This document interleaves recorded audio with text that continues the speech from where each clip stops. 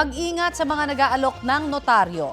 Sa Pasay, nabisto po ng NBI ang isang grupo roon na nag-aalok ng peking notaryo sa labas po yan ng isang opisina ng gobyerno.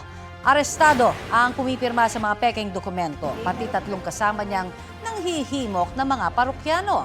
Ang modus po ng grupo mula sa kanilang tolda ay dinadala umano ang mga ipapanotaryong dokumento sa isang bahay at doon isinasagawa ang pamimeke. Na-discover rin na may pangtatak din po ang grupo sa ilalim ng pangalan ng isang abogado na prosecutor. Kahit walang pahintulot mula sa kanya, kumpiskado rin po ang computer at iba pang gamit pang notaryo.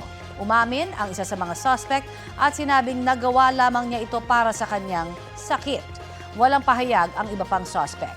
Para wag ho tayong maging biktima ng mga peking notaryo, magtungo po sa korte at tanungin kung lisensyado ang nilapitan niyong taga-notaryo.